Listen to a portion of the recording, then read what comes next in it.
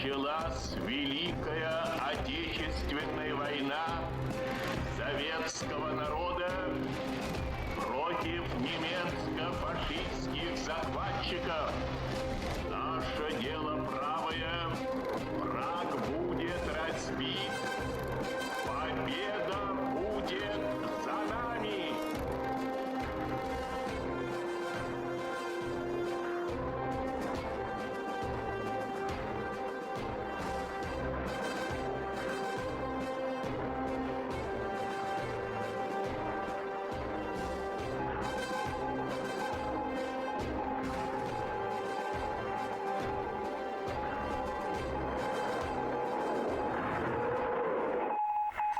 It is the 22nd of June of 1941. At 03:25 hours, Georgy Zhukov woke Joseph Stalin by phone in order to inform him of the news of the Nazi invasion. At 06:30 hours, Stalin finally realized it was truly a full-scale invasion and gave his authorization for the Red Army to fire back. The attack from the air started before the first lights. German aircraft destroyed up to 2,000 aircraft, most of them on the ground, allowing the Germans to gain air superiority across the entire front, which was divided in three parts: North, Center, and South. The Luftwaffe had a total of 2,770 planes, out of which only 33% were fighters, 830 single-engine fighters and 90 twin-engine fighters, and 39% or 1,085 planes were bombers, 28% tactical bombers, and 11% dive bombers. The remaining 25% were reconnaissance aircraft and a mere 2% coastal aircraft. The Luftwaffe had 200 bombers less than the year before, thanks to the Battle of Britain and low German aircraft production. Due to various reasons such as repairs, pilot training, etc., the Luftwaffe had around 1,800 battle-ready aircraft in June of 1941. The Soviet Air Force, or the VVS, fielded up to 15,599 aircraft, but that was all along the front in the whole country. Up to 80% of these were of older design. On the eve of war, the border military districts contained a total of 7,133 aircraft, but only 5,937 trained flight crews were available to fly these aircraft. Indeed, all elements of the Soviet armed forces suffered from pervasive problems of inadequate communications, logistics, and command and control. Barbarossa, as the plan to destroy the Red Army and end all opposition for the conquest of European Russia from the Soviet Union, included the following forces. 151 German divisions were divided into 117 infantry, 19 panzer, and 15 motorized infantry divisions, 3,350 tanks, 7,200 artillery pieces, and 2,770 aircraft. The Finnish government promised to support Operation Barbarossa with a force of 14 divisions, and the Romanians offered to contribute 4 divisions and 6 brigades to the effort, backed up by another 9 divisions and 2 brigades. The German OKH, which stands for Oberkommando des Heeres, or the German High Command, controlled all Axis forces in the Eastern Theater. It organized these forces into an Army of Norway, which was to operate in far northern Scandinavia, and 3 German army groups, designated north, center, and south, which included 4 powerful panzer groups and 3 supporting air fleets, deployed across a broad front extending from the Baltic Sea southward to the Black Sea. The naval effort in the Black Sea would be undertaken mostly by the Romanians. The Germans would contribute to the naval war through the Luftwaffe. The German High Command divided the available forces in this way. In the Arctic and northern Finland, there was the so-called Army of Norway.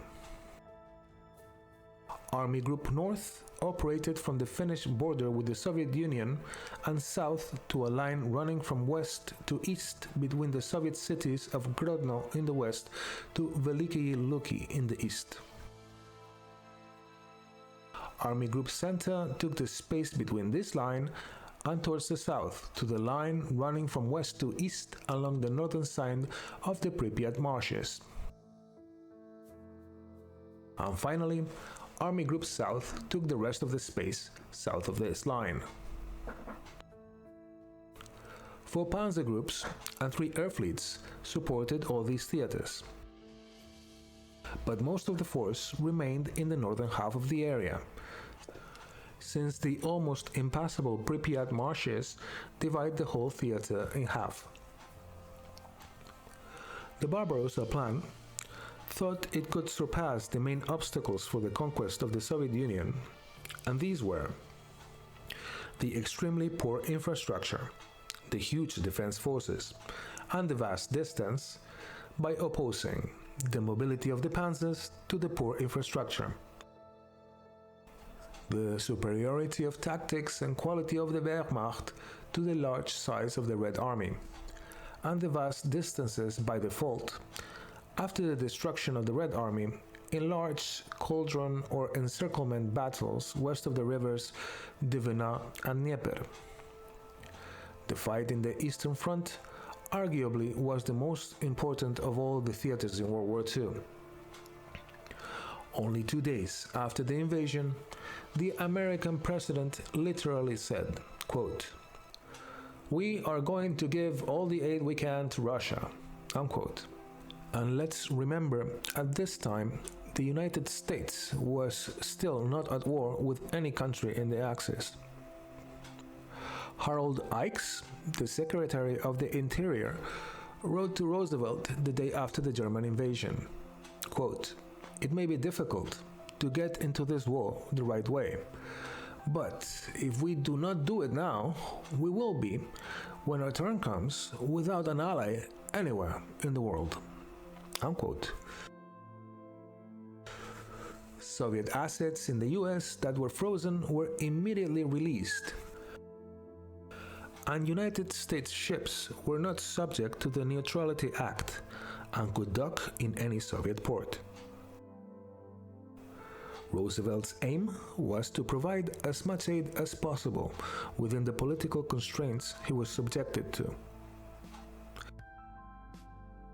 Later, when Churchill and Roosevelt met in Newfoundland and devised the Atlantic Charter, they also wrote a letter to Joseph Stalin that said the following, quote, "We are at the moment cooperating to provide you with the very maximum of supplies that you most urgently need.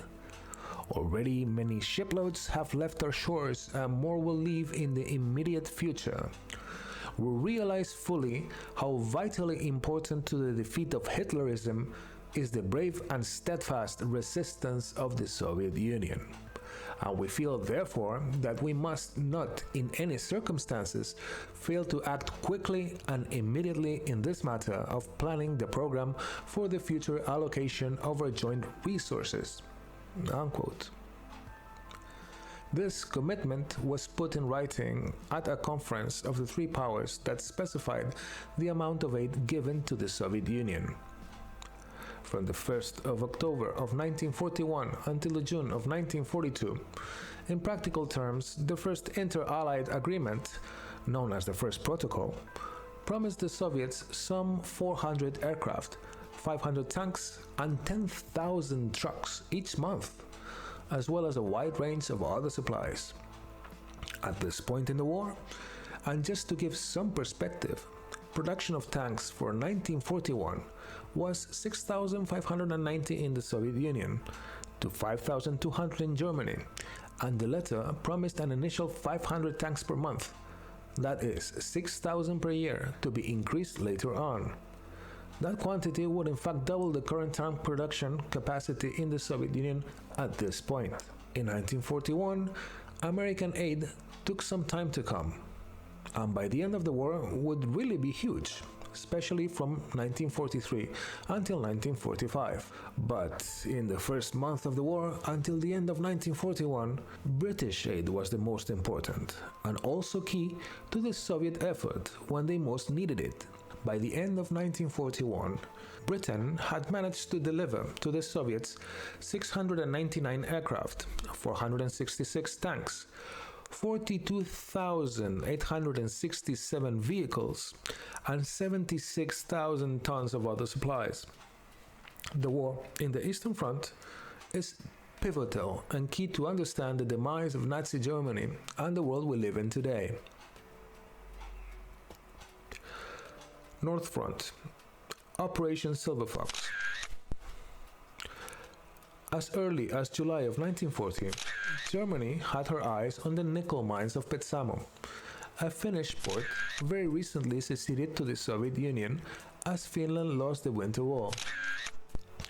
During Blue Fox operations, German forces moved into Finland and together they struck Russia, the same day that Operation Barbarossa was launched in the south. The people of Finland often referred to this invasion as the beginning of the continuation war between Finland and the Soviet Union. During this first phase, Operation Reindeer, the two divisions of the Mountain Corps, Norwegian, the 2nd and 3rd Mountain Divisions, deployed in the Finnish-held area around Petsamo. The operation was successful and went undetected, coming as a surprise to the Russians. Northern Front, Army Group North. Army Group North was under Generalfeldmarschal Wilhelm Ritter von Leeb. The title Ritter can be roughly translated as knight, and was given to him in 1915 when he was condecorated with the Military Order of Max Joseph. He was made an aristocrat in this way, and his title would translate somewhat as Wilhelm Knight of Leeb. Army Group North included the German 16th and 18th Armies and the 4th Panzer Group, supported by the 1st Air Fleet.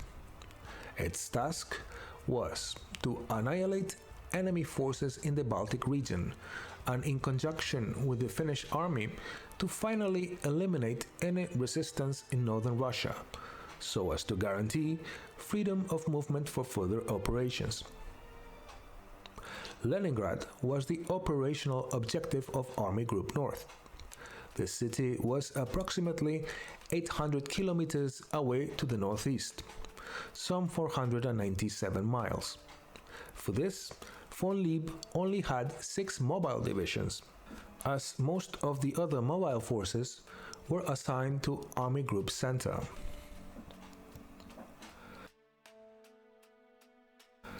The balance of forces in the Northern Front at the beginning of the war was as follows. There were 24 Soviet versus 29 German divisions, a ratio of 1.2 to 1 in favor of the Germans. The Red Army had 375,863 total personnel, and the German Army Group North had 787,500 personnel, a ratio of 2.1 to 1 in favor of the Germans. As for guns and mortars, the ratio was 1.1 to 1 in favor of the Wehrmacht. That is 8,342 versus 7,467. There were 1,514 Soviet tanks and 679 German tanks. That is a ratio of 2.2 to 1 in favor of the Red Army. Finally, the Soviets had 1,814 versus 830 German planes, a ratio of also 2.2 to 1 in favor of the Red Army.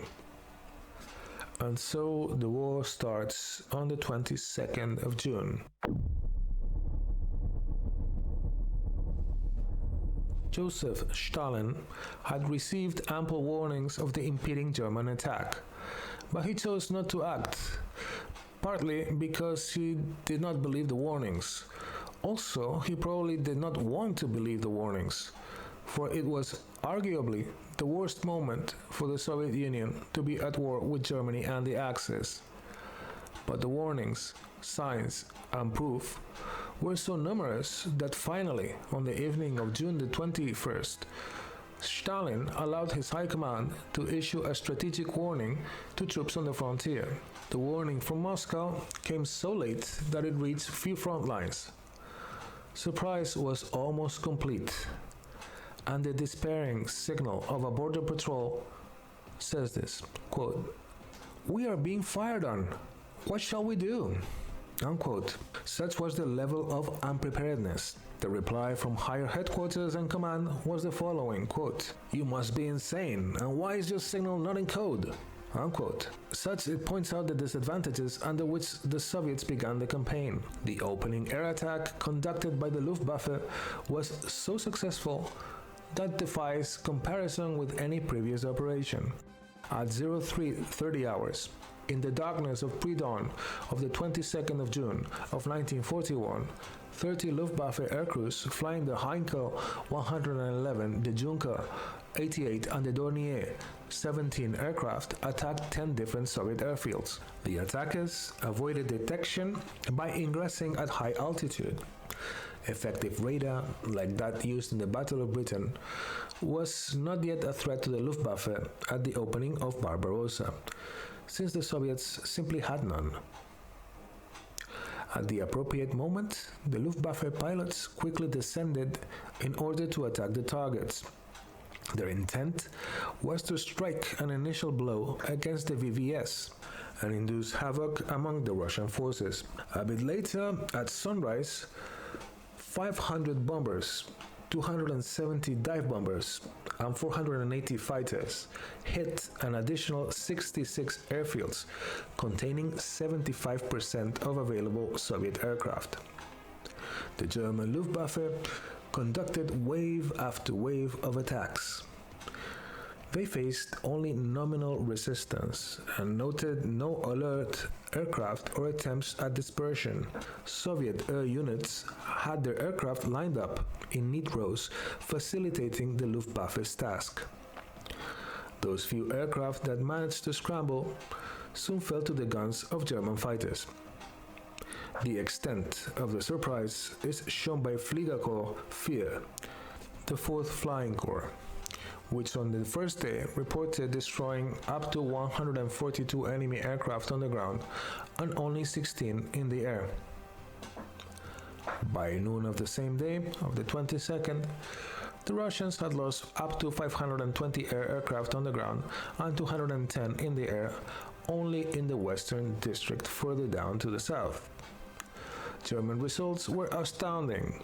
The Soviet 9th Mixed Air Division of the Western Special Military District, further down to the south, lost 347 of 409 deployed aircraft, an 85% casualty ratio. The 10th Division lost 180 of 231, a 78% casualty ratio. The 11th lost 177 of 199, an astounding 89% casualty ratio. In the first 8.5 hours, the VVS lost no fewer than around 1,200 aircraft, according to Soviet official history. But according to Luftwaffe combat reports, 1,489 planes were destroyed on the ground alone, not counting the ones destroyed on the air. And later, more than 2,000 plane wreckages were counted by the Wehrmacht when it captured the Soviet airfields in the border districts. And Generalfeldmarschal of the Luftwaffe Erhard Milch recorded in his diary the destruction of 1,800 Soviet aircraft on the first day, followed by 800 on June the 23rd, 557th on the 24th, 351 on the 25th, and 300 on the 26th. A total of 3,251 planes were destroyed in 5 days of fighting. German losses for the first day were 78 planes and 90 other Axis planes. It is truly strange that Soviet sources claim this same number to be 3,922 planes lost, a higher number than the German estimate of 3,251 for the same period. Whether the Soviet losses numbers are accurate or not, it was a true debacle for the VVS and a disaster for the Red Army, which would now have to fight with almost no air cover. Even if we take the lowest number of losses the first day given by official Soviet history.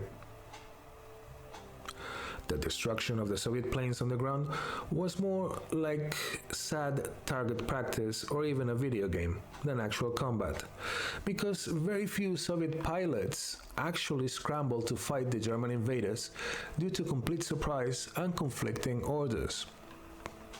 Soviet air commanders, following confusing directives from Moscow, recklessly sacrificed scores of bomber squadrons in a vain hope of destroying Luftwaffe staging areas. The German fighter pilots had a field day, shooting down whole bomber formations almost to the last plane with no escort fighters.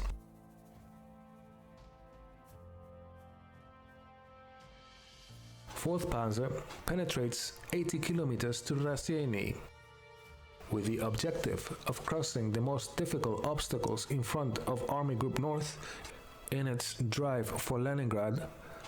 4th Panzer Group had to cross the rivers Niemen on the border and Daugava, also called Divina, 300 kilometers or 186 miles to the northeast. The group was divided in two spearheads, the 41st Panzer Corps under General Georg Hans Reinhardt and the 56th Panzer Corps under General Erich von Manstein. In preparation for this advance, the German bombers obliterated signal and communication centers, airfields and naval bases from Riga to Kronstadt, as well as the cities of Shilale, Vilnius and Kaunas. Army Group North had to fight the Soviet 8th Army and part of the 11th Armies with the 27th Army in reserve. The Soviet 8th Army was located west on the Baltic coast, and the 11th Army covered the area east and south of the line formed by the rivers Niemen and Dubyssa.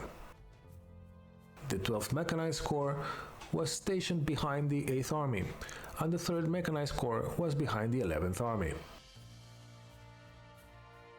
Each Mechanized Corps had 2 tank divisions and 1 motorized division. Both corps had a combined total of 1,393 tanks, but only 50 Kliment Voroshilov heavy tanks and 59 T-34 medium tanks in the 3rd Mechanized Corps.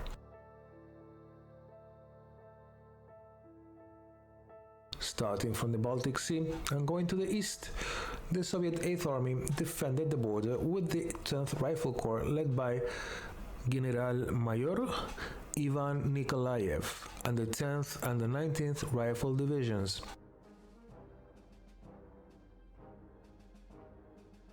In the early hours of the 22nd of June, the headquarters of the 10th Rifle Corps located in the town of Varnier reported a breakthrough in the front in the area of Kretinga.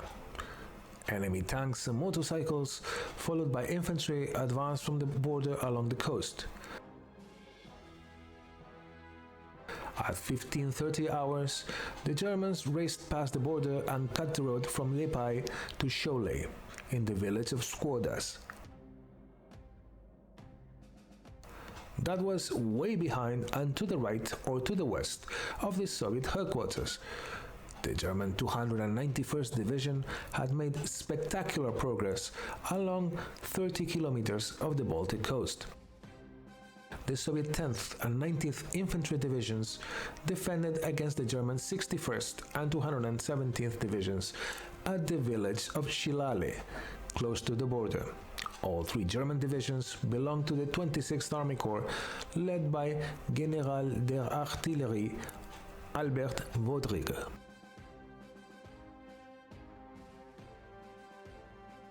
He focused his efforts in the junction between the Soviet 10th and 19th Rifle Divisions in the tiny village of Pajuris, since it is always weaker and more confusing at the juncture of different areas of control. Soviet reports told of German cavalry brigades infiltrating the front from Shilale, past the road from Klaipėda to Kaunas, up until the village of Kaltinėnai. To the east was the Soviet 11th Rifle Corps, led by General-Major Mikhail Shumilov, with the 125th and 48th Rifle Divisions from west to east. The 11th Rifle Division was still unloading northeast of Rasieiniai. The 125th Division suffered a ferocious attack in and around the town of Taurage. 120 artillery pieces of all calibers saturated the Soviet defense positions. After the barrage, resistance was fierce but uncoordinated. In the words of General-Leutnant Walter Charles de Beaulieu, Chief of Staff of Generaloberst Erich Heppner, commander of Panzergruppe IV, he describes the first moments of the German onslaught. Quote, at 03:05 hours from the command post of the Panzer Group, we could hear in the distance the dull rumble of the fire of approximately 120 artillery pieces of all calibers against their assigned targets in the area of Taurage. A clear summer's day had begun, and it was into the tranquility of the countryside that the events of the war unfolded. The first reports arrived quickly. We had taken prisoner almost all the enemy troops along the border. Unquote. Surprise was complete and unforgiving. The Soviet 8th Army was just one of the many to suffer the consequences.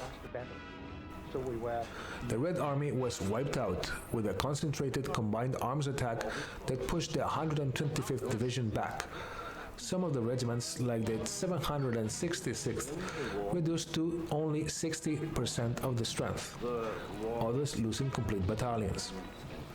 The Soviet division had insufficient artillery and tanks for the task it was given, which was to hold up to 25 kilometers and the town of Taurage, a vital entrance to Lithuania, both by road and rail. It had no choice but to take the punishment, defend as best as it could, and retreat to try to fight another day. The attacking German 269th Infantry Division and the 6th Panzer Division suffered heavy losses in the woodlands around Taurage. Nevertheless, Soviet resistance had been broken everywhere. The remaining stragglers in the woodlands caused problems for supply convoys, so German rear troops were required to mop them up. After pushing the 125th Rifle Division back, the German 41st Motorized Corps, led by General der Panzertruppe Hans-Georg Reinhardt, attacked the other Rifle Division, the 48th of the Soviet 11th Rifle Corps, and pushed it back, capturing the bridges over the river Dubyssa intact around noon.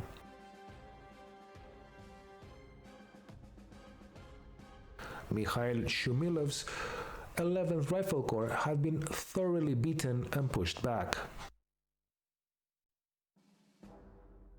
Behind the front lines of the 10th and 11th Soviet Rifle Corps was the 12th Mechanized Corps. After seeing a German reconnaissance plane fly over them at 0500 hours, the Corps received an order to move to the front in order to support the units there. The 23rd Tank Division took the whole day to move to Plonge in order to help the 10th Rifle Division. And the 28th Tank Division was scattered in the forest and bombed, losing a single tank. It regrouped and reached the area of the Corps headquarters in the area around the town of Varnier by the morning of the 23rd of June. The 202nd Motorized Infantry Division clashed in a fierce battle with German tanks near the village of Kraziai, on the road from Taurage to Shilale. Aerial reconnaissance by the Luftwaffe over the Kaunas-Vilnius line and the western Divina detected no new Soviet forces, but there was a significant armored and motorized activity approximately 40 kilometers or 25 miles to the southwest of Shilale. The German 30th and 126th Divisions of the 10th Corps, led by General der Infanterie Christian Hansen, and the 122nd Infantry Division, overran and left behind surrounded pockets of the Soviet 5th Rifle Division of the 16th Rifle Corps at Shakai in very fierce fighting. The German 2nd Infantry Corps pushed back the 33rd Rifle Division to the area between Kazli Ruda and the forest around it, and the city of Maijampole, dislodging it from its defensive position in the border. By the end of the day, forward elements of the 56th Motorized Corps of the 4th Panzergruppe reached the Dubyssa River and seized the vital crossing in the Ariogala Road viaduct. The Germans had penetrated up to 80 kilometers or 50 miles across the border and the river Niemen. An excerpt from the report written by the commander of the Northwestern Front, General Polkovnik or General Major Fyodor Isodorovich Kuznetsov, said the following, quote, "Report of the Northwestern Front Commander to the People's Commissar of Defense of the USSR about the situation at 2200 hours on June the 22nd, 1941. The 8th Army fought all day against more than double enemy forces, with the enemy's absolute air supremacy. The enemy is rapidly developing a strike in the northeastern and eastern direction, posing a threat not only to the 8th Army, but also the 11th Army. I think that the defeat of the enemy in this direction in the near future, in order to stop the enemy's attack, will determine the fate of the Northwestern Front. The German attack produced a break with the Western Front, which I have no strength to close, due to the fact that the former 5 territorial divisions have little combat capability and, most importantly, are unreliable. I fear treason. Finally, I am preparing an attack on the enemy's Tilsit group." Unquote. Here, Kuznetsov correctly assessed the main threat to his front as the German thrust to Shilale and Riga that would split his forces and cut off the ones left to the west and closer to the Baltic coast. He prepared a counterattack against this main thrust, and informed of the worrying loss of contact with the Western Front on his left and to the south. All the while, he literally begs for reinforcements and supplies. And I quote, "I beg, 1. to speed up the supply of assigned personnel for the former territorial divisions. 2. to help close the gap with the Western Front before the entry of the former territorial divisions into battle, which will take place no earlier than July the 3rd. 3. Strengthen the front with air forces, since the enemy, having seized air supremacy, will hold it until we are repulsed." The 22nd of June of 1941, the front lost up to 100 aircraft. The unavailability of airfields creates a difficult condition for the front air force. The wire communication is broken by the enemy. I keep in touch with the armies by radio." Unquote. The Taran. At the end of the day, German bomber crews reported no less than 9 suicide Soviet attacks. It was the attack known as Taran, or Ram in Russian, a desperate tactic that required the Soviet pilot to intentionally collide with the German plane. There were different methods for this end that determined not only the damage inflicted, but also the pilot's chance of surviving the collision. There were 3 methods of performing a Taran. 1. To bring the propeller of the fighter into contact with the rudder and control surfaces of the bomber. 2. Using the wing of the fighter to contact the rudder or to tip the wing of the bomber to force it out of control, which was actually the same maneuver that the Royal Air Force fighters would use later on in the war against the V-1 flying rocket. And 3rd and final, crashing the fighter into the main body of the bomber. The use of the Taran tactic is explained by many reasons besides patriotism, but mainly it was used because of the desperation of Soviet pilots on the first day of the surprise attack, as they fought against overwhelming odds, against local Luftwaffe superiority, and against the German use of better tactics, training, and firepower in those days, since most Tarans were conducted against German bombers, and Soviet fighter planes had difficulties in downing them. The Soviet Air Force, the VVS, had 3 fighters on the 22nd of June, the I-153, the I-16, and the new MiG-3. The I-153, Polikarpov Chaika, or Seagull in Russian, was the last operationally deployed Soviet biplane fighter. The I-16 Polikarpov was the first metal monoplane fighter of the VVS in service, and the MiG-3, which was the first truly modern fighter aircraft to be introduced into the VVS.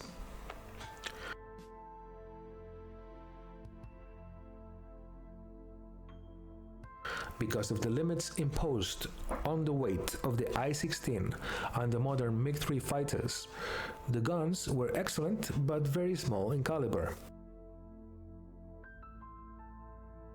These were 7.62 mm for the machine guns in the Polikarpov I-16 fighter, and a combination of 7.62 mm and 12 mm for the MiG-3. It was very common for a Soviet fighter to spend all of its ammunition on a German bomber without downing the plane. Hence the desperate Taran tactic. Later on, as the Soviet planes and training improved and the war became more favorable to the Soviets, Tarans were openly discouraged. According to General Halder, the overall picture of the first day of the war was as follows. Quote, "The Luftwaffe reports 850 enemy planes shot down. This number includes entire bomber squadrons, committed without fighter escort, which were taken on and destroyed in the air by our fighters. The enemy was surprised by the German attack. His forces were not in tactical disposition for defense. The troops in the border zone were widely scattered in their quarters.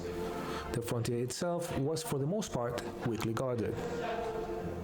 As a result of this tactical surprise, enemy resistance directly on the border was weak and disorganized, and we succeeded everywhere in seizing bridges across the border rivers and in piercing the defense positions and field fortifications near the frontier.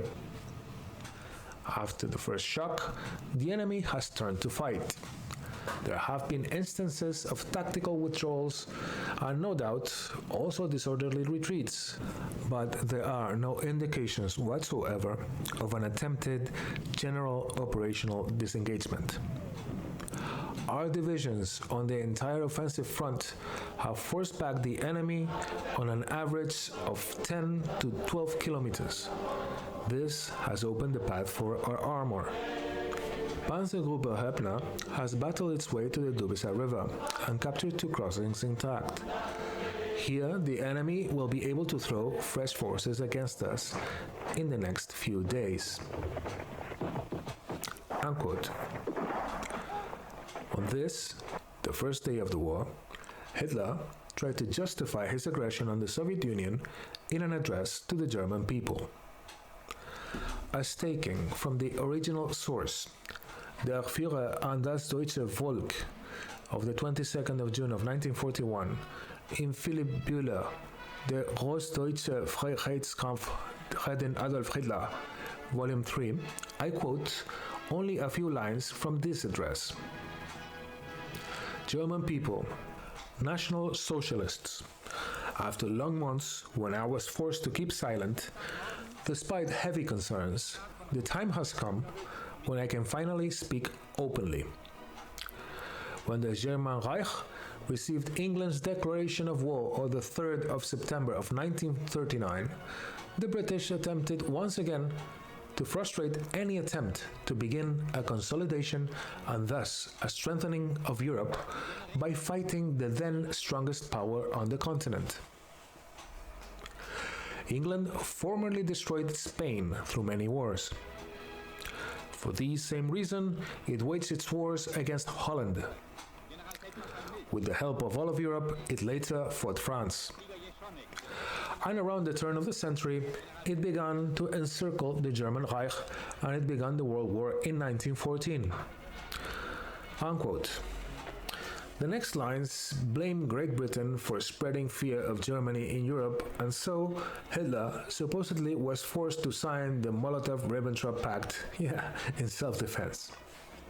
Quote, "It was therefore difficult for me in August of 1939 to send my minister to Moscow to attempt to work against Britain's plans to encircle Germany.